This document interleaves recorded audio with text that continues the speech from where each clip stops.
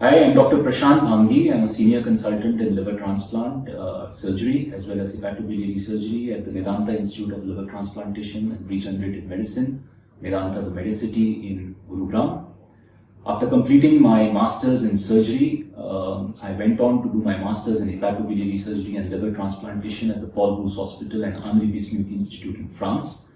And after 2 years of experience there, I joined Medanta and have been in Medanta since 2010 as a senior consultant in liver transplantation surgery.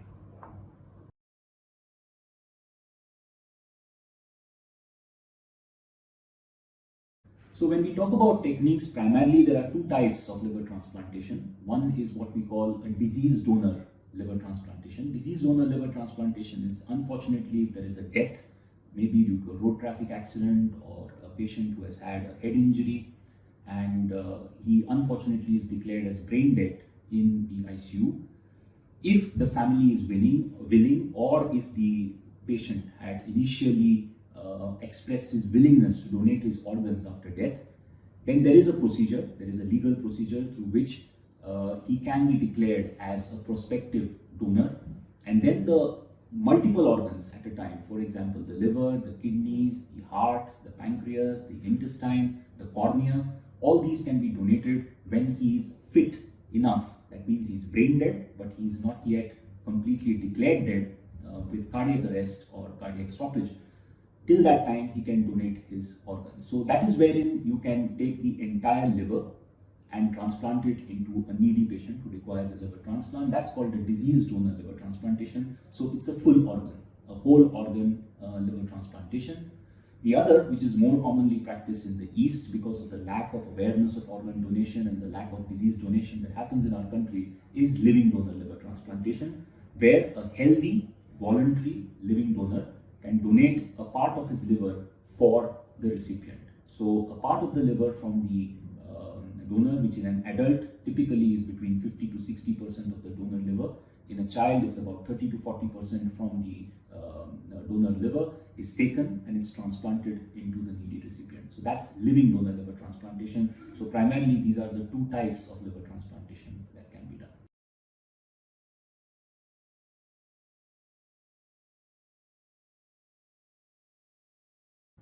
So one thing is very important to understand, that the quality of life, when you talk about post-liver transplantation, you have to understand that the quality of life of a patient of liver failure who needs a liver transplantation is extremely bad before he actually has a liver transplantation, because liver failure makes him very weak, makes him very lethargic, he's not able to do his daily routine activities, so he's in a bad state, and the only new life that can be given to him is via a new liver, a new and healthy liver.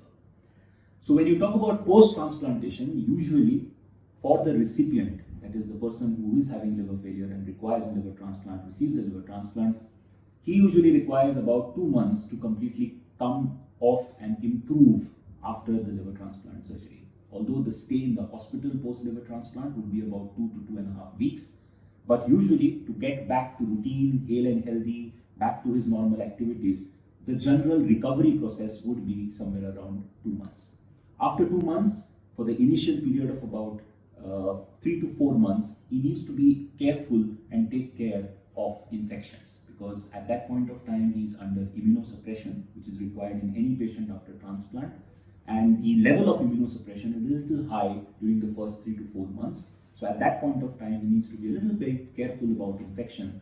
But after that, I think he returns back to what he was as a hale and healthy person before he actually developed liver failure. As far as the donor is concerned, we typically say that the donor stays in the hospital after donation for about a week.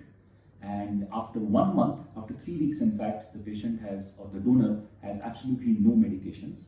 And for a period of 6 months, we just ask them not to lift heavy weights. Other than that, 1 month post donation, back to his or her normal routine and normal life, and carry on work. If it's a sedentary type of work, carry on work after 1 month. If it's an active work which involves a lot of travel, then we normally say 2 months post donation, back to absolutely normal and hale and healthy lifestyle.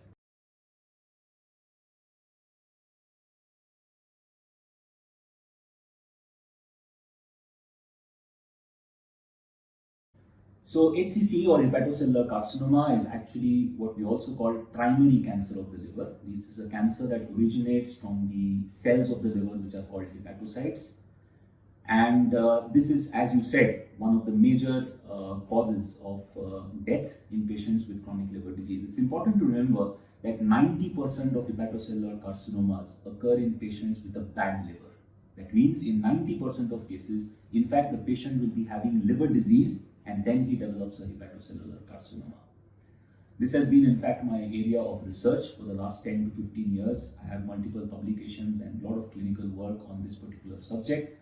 So again, hepatocellular carcinoma is something that requires a multidisciplinary approach, and it's to be treated. It's a very heterogeneous type of disease which varies from a very small, say 1 to 2 centimeter tumor, to very large tumors which are 10, 12 centimeters in size, which require different other forms of therapy.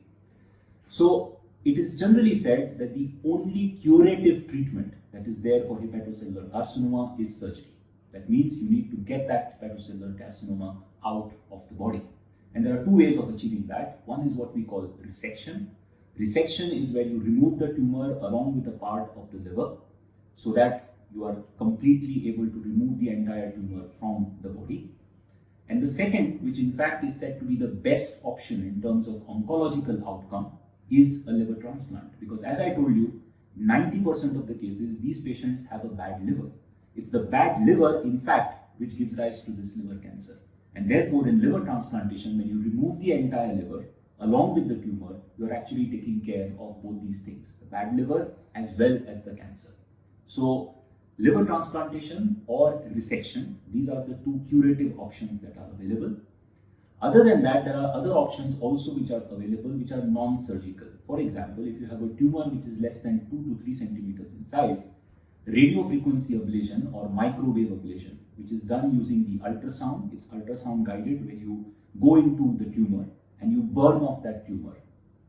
Entering through the skin, you go into the liver tumor and burn the tumor. It's called radiofrequency ablation or microwave ablation therapy. And this can be done in these small tumors, and less than 2 centimeters, they are found to have equal results as compared to surgery also. So RFA or MWA, these are the two options that are available. In addition to this, there are other options called transarterial chemoembolization. Just like you do an angioplasty, you go into the artery of the liver where this tumor is lying, which is being supplied by this particular artery, and you block that artery and also inject some chemotherapy into the tumor to try and kill it. This is called transarterial chemoembolization. This also can be done in tumors which are up to about 3 to 5 centimeters in size, and it does give good results. Other than that, patients who have tumors which have invaded the portal vein, it's called portal vein tumor thrombosis, and this is common in hepatocellular carcinoma when it is becoming advanced or locally advanced disease. In those cases, there are some options of radiotherapy, which is called stereotactic body radiotherapy or SBRT, as well as transarterial radioembolization or TARE, which are the other options that may be used in these advanced cancers. All these therapies should be available at a center when you approach it for hepatocellular carcinoma, because it has to be a team which decides which is the best option for one single individual. So rather than generalizing it, every patient should be discussed and the best therapy for him should be decided, and you should have that therapy.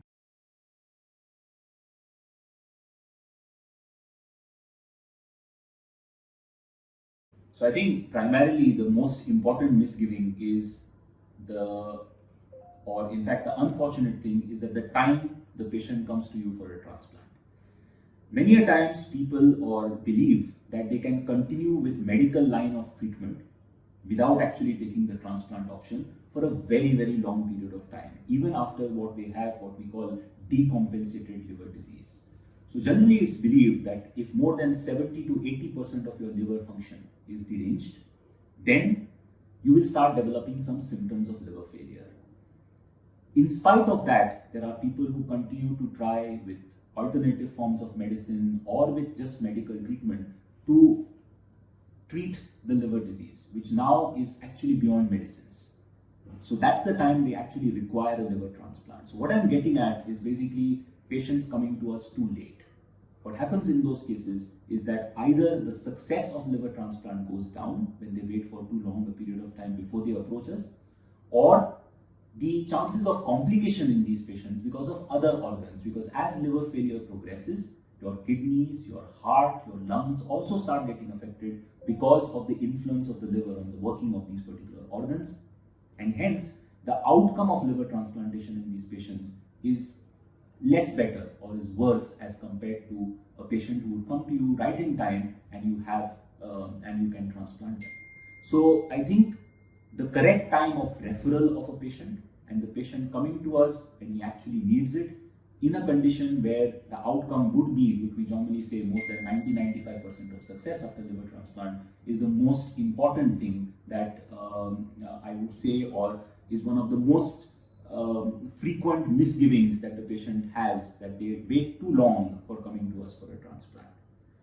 The second aspect, I think, is that the belief that maybe that there are some traditional thoughts that if I donate my organ, maybe in the next life I may be born without those organs. Now, this is a misbelief, or this is something that traditionally some people have been given to believe. This is completely not true, and that's something that stops people from donating their organs even after death. Because in fact, after death, if you were to donate your organs, you continue to live on this earth. And that's something that should be an incentive to actually donate rather than to stay away from donation.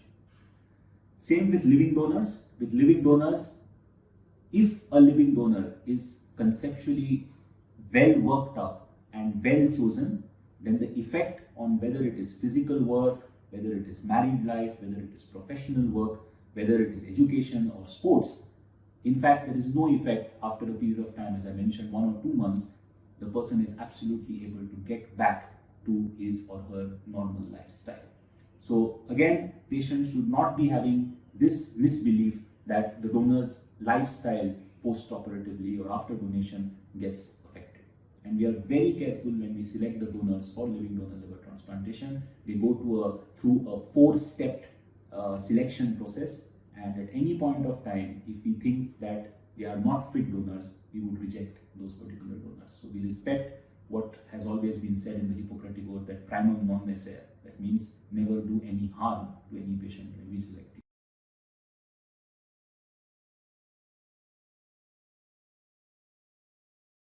So by secondary liver tumors, in fact, secondary liver tumors, which are also called metastatic tumors of the liver, these are in fact the most common tumors of the liver, more even than hepatocellular carcinoma. What do we mean by these secondary tumors? Secondary tumors are tumors of other organs that have spread to the liver or metastasis to the liver. The most common among these is the colorectal cancers, that is tumors of your large intestine which spread to the liver. And why do they spread to the liver? It's because there is a common blood supply or drainage of the colon and the rectum, that's of the intestine, and the blood supply to the liver, that's the portal vein. So the tumor cells spread via the portal vein into the liver, they sit there and they then grow, and then you get secondary liver tumors.